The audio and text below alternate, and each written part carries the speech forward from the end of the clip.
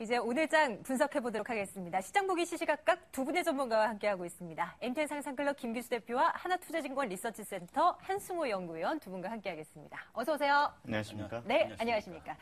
조금 전에 LG 디스플레이 실적 나왔다는 거 말씀드렸습니다. 다시 한번 정리해봤거든요. 화면으로 확인하시죠. 자, 이렇게 나왔습니다. 1분기 실적입니다. LG 디스플레이 매출액이 6조 8천억 원대로 나왔고요. 영업이익 1,513억 원 기록했습니다.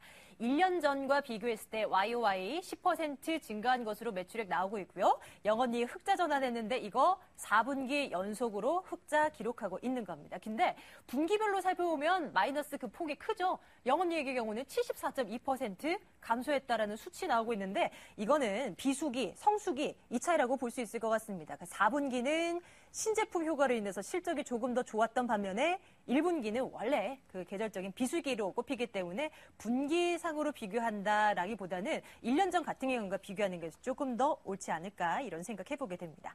LG 디스플레이 이런 기대감 덕분인지 오늘 주가는 나쁘지 않았습니다. 2% 이상 올랐고요. 자, 이런 부분들 전문가들 생각 어떠한지 좀 들어봐야 되겠습니다. 한승호 연구위원께서 먼저 좀 짚어주시겠어요?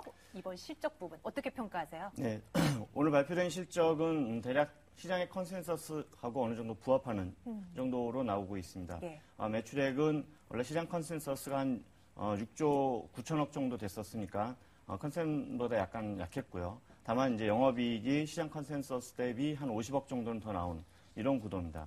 사실 어느 정도 이러한 흐름은 이제 시장에서 예상을 하고 있었습니다. 전반적으로 매출 실적은 애플향 매출이 많이 줄어들고 있는 상황이라든가 네. 또 전년도 말에 중국 중간 상인들의 어떤 패널 재고가 너무 과도했다는 이런 부분이 이제 영향을 받아서 다소 조금 이제 지체되는 흐름이 나타날 것이다라는 전망이 좀 어느 정도 맞았다고 볼 수 있겠고요. 다만 일부 라인이 이제 그 감가상각이 종료가 됩니다. 그래서 이번에 이제 영업이익이 이런 이렇게 좀 비교적 긍정적인 수치로 나왔던 것에 좀 기여한 부분이 있는데 앞으로가 좀 중요하겠습니다. 네. 중요한 것은 이제 3분기 이후에 애플이 신제품을 정말로 이제 시장에 출시할 것인지 여부, 또 지금 현재 기대되고 있는 애플 아이패드 미니 안으로 이제 LG 디스플레이의 디스플레이가 이제 들어갈 것인지, 뭐 이런 여러 가지 요인들이 조금 이제 향후의 주가 흐름에 영향을 미치게 될 것으로 보이고요. 또 하나는 이제 LG전자가 최근 들어서 스마트폰 판매가 늘어난다든지 또 OLED TV의 매출이 늘어난다든지 하는 이런 부분이 과연 이제 얼마나 더 동사 실적에 기여할 것인지 여부가 앞으로 주가 모멘텀이 연장될지 여부를 결정할 것으로 이렇게 보십니다. 일단 오늘 나온 수치상으로는 나쁘지 않은 결과라고 네. 보면 되는 건가요? 네, 예. 그러면 이제 투자 관점에서 들여다볼까요? LG 디스플레이 나쁘지 않은 수치는 내놨는데 이제 중요한 건 앞으로지 않습니까? 그리고 주가 움직임 앞으로 어떻게 될까? 이거 궁금합니다. 김기수 대표의 생각 어떠십니까? 앞서 말씀하신 두 분 다 공통적으로 맞는 이야기이기 때문에 제가 특별히 이야기할 게 없습니다. 다만 우리가 이제 그 선택 사항에 있어서 갑인 LG전자의 모바일이 잘 팔려야 네. LG 디스플레이가 좋다. 그러면 굳이 LG전자 사는 게 낫겠죠? 예. 그러니까 이왕 할 거라면 항상 LG전자다. 선택의 문제입니다. 그러니까 중요한 부분은 주식의 주가를 결정하는 것은 실적도 중요합니다. 그리고 아까 말씀드린 것처럼 비수기였었던 부분에서 1, 4분기 매출과 영업 실적이 그 정도로 나왔다면 양호한 수준이고 그리고 생각보다 좋다라고 봅니다. 다만 이제 수급적인 측면에서 외인의 매수는 이어지고 있는데 기관의 매도가 단기적으로 이어지고 있고 그러한 부분들 속에서 차트 흐름상으로 보게 되면 좀 더 기간 조정 흐름이 나와야 될 부분이다. 그러면 단기적으로는 크게 매력이 없다. 손절 라인 정도는 29,500원으로 보시고 접근하시되 그거보다 아까 말씀드린 것처럼 갑인 LG전자가 더 나은데 의린 부분을 매수할 이유가 없죠. 그리고 또 하나 부분에 있어서는 삼성전자와 애플의 경쟁력을 여러분들이 어떻게 평가하실 거냐 하는 근본적인 부분도 한번 염두에 두되 삼성전자가 더 올라갈 것이다 라고 본다면 LG 디스플레이 쪽으로 가는 게 아니겠죠. 만약에 그러니까 애플의 아이폰의 신제품이 훨씬 더 좋다라는 가정을 둔다면 어떻게 될까요? 우리가 이제 항상 그 가정을 두게 되면 주식할 수가 없습니다. 삼성 앞으로 나오는 것이 LG전자께, 애플께 더 좋다. 삼성전자 거보다.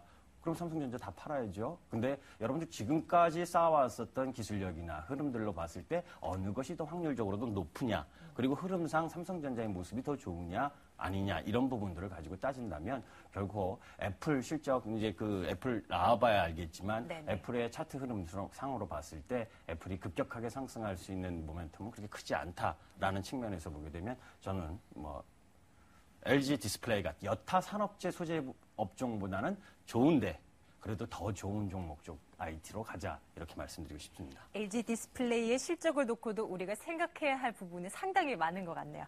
자, 이 정도로 정리하고요. 이제 오늘 시장에서 이슈가 됐던 거 하나씩 보겠습니다. 첫 번째 이슈 확인하러 가겠습니다.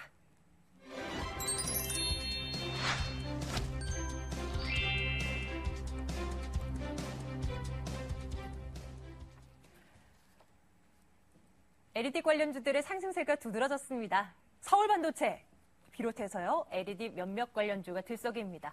중국에다가요, 서울반도체가 가서 LED 가로등을 설치했다고 합니다. 이 소식 전해지면서 또 이 주가가 주목을 받았는데, 이 중국 관련 수혜주라고 하면 떠올렸던 것이 뭐 베이직하우스, 라겐나, 빙그레 오리온 정도로 생각했는데 이제 플러스 서울반도체 이거 끼워 넣어야 되는 거 아닌가 모르겠습니다. 자, 전문가들의 시각 듣겠습니다. 한승호 연구위원님, LED 관련주에서는 뭐 지난 연말부터 시작해서 연초에도 계속해서 좋다라고 내다봤던 전망들이 많았거든요. 다시금 부각되는 모습인데 어떤 전략 유효하겠습니까? 네, 일단 뭐 지금까지의 주가 흐름을 굳이 부정할 필요는 없다고 생각을 합니다. 다만 추가 주가 상승의 포텐셜이 어느 정도 될지 여부는 좀 약간 유동적이라고 저는 보고 있습니다. 특히 이번에 이제 납품권만 하더라도 일단 그 양조시 양푸지양 뭐 도로 30km 구간을 이제 설치했다고 나오는데 사실은 이 설치한 조명 자체가 중국에서는 생산할 수 없는 좀 고효율 기기입니다. 그러니까 기존의 가로등을 이제 교체를 하려고 하면 컨버터가 굉장히 볼륨이 크기 때문에 그 가로등 지지대까지 다 이렇게 교체를 해야 됩니다. 근데 이번에 서울반도체가 납품한 제품은 그런 교체가 필요 없이 기존 제품에 그냥 활용해서 쓸 수 있게끔 되어 있는 이런 제품인데 과연 이제 이 중국 내부의 어떤 사정이 이러한 제품을 얼마나 더 채용할 수 있는지 여부인지 좀 두고 봐야 될 것으로 보여지고요. 다만 이제 가격적인 측면에서 봤을 때 지금 이제 범용 그 조명기구 이를테면 40W짜리 정도로 놓고 보면 현재 한 개당 11달러 정도가 이제 평균적으로 글로벌리 이제 유통되는 가격인데 대만에서 생산되는 제품 같은 경우는 한 8.8달러 그리고 중국에서 생산되는 제품은 5.5달러에 지금 생산이 되고 있습니다. 네. 뭐 그보다 좀 더 이제 높은 효율 제품 60W급만 하더라도 일본에서는 뭐 이게 한 27달러 정도의 거래가 되는데 가격 차가 중국에서는 그게 8달러도 안 됩니다. 어... 네, 그러니까 이러한 측면에서 물론 이제 중국에서 생산한 제품의 품질 문제도 있긴 합니다만 또 중국이 이렇게 저가형 제품을 생산함으로 인해서 글로벌 시장이 커지는 효과도 물론 있겠지만 과연 이러한 시장 환경에서 우리나라 메이커들이 어느 정도 매출이라든지 또 수익성을 확보할 수 있는지 이거는 제가 봤을 때는 아직은 조금 불확실한 부분이 좀 잔존해 있다. 이렇게 좀 판단하고 있습니다. 가격 경쟁력인 측면에서 살아남을 수 있을 것인가 이 여부. LED 관련주 전공하고 있습니다. 한승호 연구위원과는 LED 관련주, LED 관련해서는 이슈 여러 번 짚어서 이제 의견을 들은 바 있는데요. 김규수 대표와는 처음 여쭤보는 것 같아요. 걔는 LED 관련주들 시각 어떠십니까?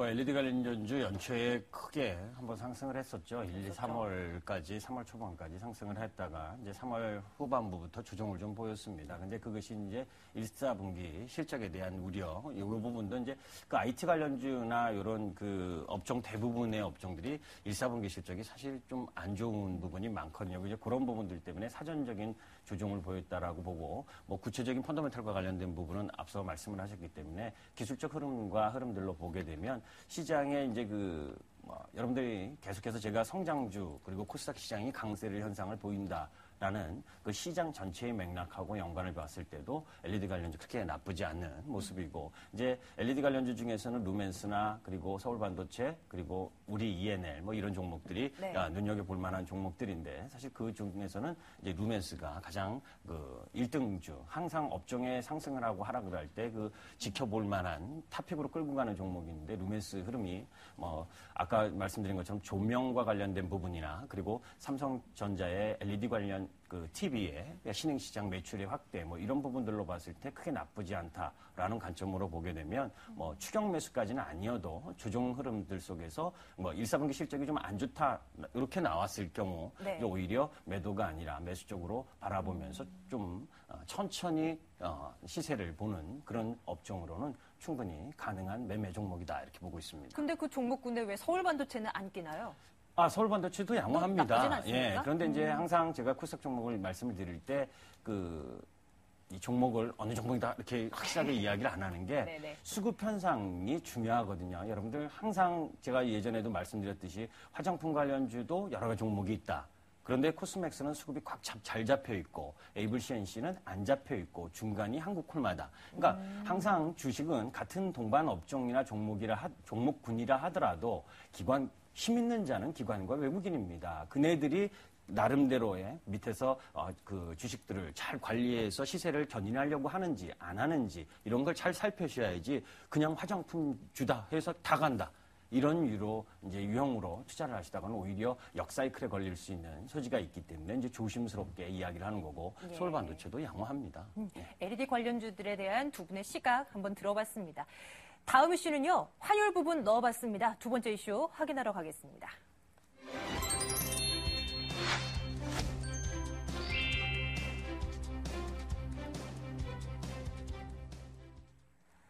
엔저 현상이 다시금 빨라지고 있습니다. 오늘 장중에 엔달러가 99.88까지 치솟았더라고요. 이게 100엔달러가 넘나 안 넘나 오늘 하루 종일 지켜봤어야 됐고요. 근데 이거 주식시장에 미치는 영향은 어떻게 봐야 될까요? 이렇게 엔저 현상이 가속화되고 있다라고 오늘 다시 불거지는데 뭐 자동차주들은 희비가 뭐 종목별로 엇갈리고요. 화학주, 철강주도요. 종목별로 뭐 오르는 종목들 많이 보였습니다. 어떻게 보면 좋을까요? 한승우 연구위원님. 네. 과연 주식시장에 이제 미칠 만한 요인, 100엔 돌파는 사실 뭐 시간상의 문제일 것 같거든요. 어떻게 판단 가능해요? 네, 일시적으로는 물론 100엔 이상으로도 올라갈 수는 있습니다. 그러나 이제 오늘 자동차 업종의 주가의 어떤 여러 가지 혼조 현상 같은 거는 사실 환율적인 측면보다는 이번에 이제 그 노조에서 제기한 소송과 관련해서 총액임금이 이제 과연 대법까지 갔을 때 받아들여지는지 여부가 사실 더 큰 영향을 미친 것이라고 볼 수 있겠고요. 최악의 경우는 만약 그것이 대법에서 통과가 되면 물론 일개 년도에 이제 반영되는 수치지만 영업이익 같은 경우는 40% 이상 감익될 가능성이 있습니다. 그래서 이런 부분이 적용이 되고 있는 상황이고, 다만 이제 엔화 같은 경우는 장기적인 평균을 봐야 됩니다. 지금 미국 달러와 관련해서 봤을 때 현재 100엔 정도 수준의 엔화라면 거의 평균치에 근접했다 이렇게 볼 수가 있습니다. 물론 이제 추가적으로 일본 은행의 정책 스탠스라든지 일본 당국의 움직임에 따라서는 추가적인 움직임도 나타날 수가 있겠지만 이 레벨보다 더 올라가는 것은 아마 이제 우리나라뿐만이 아니라 미국에게도 영향을 미치는 그런 수준이 되지 않겠나 이렇게 보여지고요. 그렇게 된다고 하면 어쨌든 헤게모니를 쥐고 있는 것은 미국이기 때문에 유지되긴 좀 어려울 것이다라는 판단을 갖고 있습니다. 또 하나는 이제 이러한 엔화 약세와 관련해서 우리나라 시장에 미치는 영향 자체는 사실 전반적인 산업에 미치는 영향이라기보다 일본 산업과의 경합도에 따라서 좀 달라지는데요. 네. 자동차 업종을 제외하고는 사실상 경합도가 그렇게 높다고 볼 수는 없습니다. 그래서 엔화 약세가 1년 이상 지속이 되는 아주 장기적인 상황이 되지 않는 한은 우리나라 수출주 전체의 어떤 어닝에 미치는 영향, 물론 영향이 없다고는 못 썼겠지만 전반적인 주가를 추가적으로 끌어내리는 정도의 변수는 아닐 것이다 이렇게 판단을 하고 있습니다. 네, 자 엔화 약세 부분에 대해서 점검을 해보고 있습니다. 그 큰 우려는 뭐 없을 것이다. 단서 길게 이어지지 않는 한은 크게 휘청임은 없을 것이다라는 시각이 대다수인 것 같습니다. 그런데 이 경기 불황 속에서 안 좋다 하는 이슈들만 가득한 가운데서 굳이 이런 수출주에 대한 리스크를 안고 가지고 가야 될까? 이런 생각도 해보게 되거든요. 김규수 대표님, 엔화 약세 관련해서 또 뭐 코멘트 좀 해주신다면요. 이제 그 엔화 약세와 관련된 부분에서 이제 그 지난 연말부터 계속해서 그것 때문에 우리 시장의 수출주들이 안 된다. 그리고 나올 때마다 여러분들에게 자동차주 하지 않았으면 좋겠다라는 이야기를 계속하는 게 맞습니다. 지금 여기 99엔대 왔는데 100엔이 넘어선다고 해서 더 하락할 수 있는 아주 근본적인 요인은 아닙니다. 다만 90엔대 중반으로 와 있고 그것이 고착화가 되는 과정이라면 자동차 산업이나 그리고 우리 일반적인 수출 산업들이 그 영향권에 이미 와 있다라고 보는 거거든요. 그렇기 때문에 이 부분은 단기적으로 해결될 수 있는 부분이 아니라 우리 기업들의 자생력을 얼마만큼 키워야 되는 문제이고 경기 회복의 속도가 우리가 생각했던 것보다 상당히 약하기 때문에 오랫동안 기간 조정을 보일 가능성이 높다는 겁니다. 우리가 G20 지난주 회의 끝나고 나서 네. 미국이 사실 면죄부를 또 줬죠. 엔화 약세에 대한 용인. 이것은 정치적인 목적도 상당히 있다라고 저는 개인적으로 생각을 하고 있는데 말지 안 듣는 일본의 경기 회복을 일정 정도 미국이 용인하고 있는 상태. 이 부분이 라는 부분, 그런 네. 부분들 속에서 엔화 약세와 상대적인 달러 강세 이런 부분까지 연관을 보게 되면 자동차주 기술적으로 반등을 하게 되면 비중을 축소하는 것이 바람직하고 그런 가운데에 상대적인 달러 강세가 계속 유지될 수가 있기 때문에 상품 가격, 원자재 가격이 상승할 수가 없고 그런 흐름들로 보게 되면 산업재 소재도 기술적인 반등은 나타나도 추세적인 흐름을 갖고 가기가 어렵다. 그런 전체적인 흐름을 보게 되면 사실 거래소 종목들을 가지고 너무 많이 떨어졌기 때문에 단기적인 트레이닝은 가능해도 이 부분이 추세로 돌아가서 상승을 하기에는 상당한 시간이 소요된다는 것을 염두에 두셔야 됩니다. 그래서 비록 엔화가 100엔으로 올라가면 이제 100엔대로 진입을 하면 우리 관련주들이 더 많이 떨어진다가 아니라 이미 영향권은 받은 상태이기 때문에 엔화가 다시 94엔 왔다고 그 엔화 PA 업종들이 크게 올라가는 흐름이 아니라 그런 이미 90엔대 중반이라고 하는 상황이 우리 수출 기업, 비단 자동차뿐만이 아니라 전반적인 산업에 있어서 힘든 상황을 만들어 놓고 있기 때문에 네. 우리 주식이 종합주가 지수만 지금 1920포인트인 겁니다. 사실 지난주 반등하고 오늘 반등했다 하더라도 SK텔레콤이나 한국전력 많이 떨어진 부분에서 지수와 관련돼서 받쳐주고 삼성전자가 IT와 관련 받쳐준 거죠. 건설, 조선, 철강 다 돌아가면서 찔끔찔끔 반등했지만 그 폭 자체가 크지가 않다라고 하는 부분은 앞으로도 기간 조정이 상당히 많이 남았다는 것을 염두에 둘 필요가 있습니다. 자, 이제는 내일을 위한 그리고 이번 주 한 주 내다보도록 하겠습니다. 이번 주에 상당히 많은 이슈들이 좀 예정돼 있잖아요, 의원님. 기업들뿐만이 아니라 이제 나라 성적표도 나오지 않습니까? 네. 우리나라, 미국, 1분기 GDP 성장 얼마나 했는지 나오게 되고요. 또 삼성전자 그 새로운 스마트폰 출시도 이제 임박해 있는 상황이고요. 우리가 짚어봐야 할 이슈들, 변수들 있겠습니까?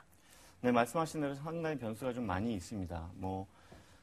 특히나 이제 좀 부정적인 측면을 먼저 말씀을 드리자면 25일 날 북한의 이제 인민군 창건일이기 때문에 또 관련해서 북한 대북 이슈도 나올 수가 있겠고요.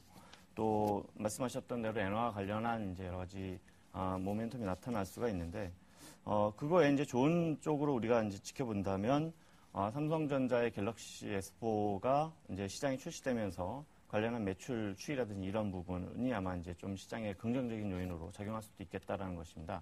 지금 사실 시장에 출시가 안 되어서 그렇지 일반적인 이제 도매나 이런 매출단에는 사전 주문이 이제 다 들어와 있는 상황인데 기존의 S3에 비해서 상당히 좀 주문 자체가 좀 많이 들어와 있습니다. 그리고 삼성전자가 전체 시가총액 비중이 20%에 육박하는 큰 비중을 갖고 있기 때문에 삼성전자 자체만의 모멘텀으로도 지수의 어떤 투자 심리라든지 이런 부분은 긍정적으로 작용할 수가 있겠다는 것이고요.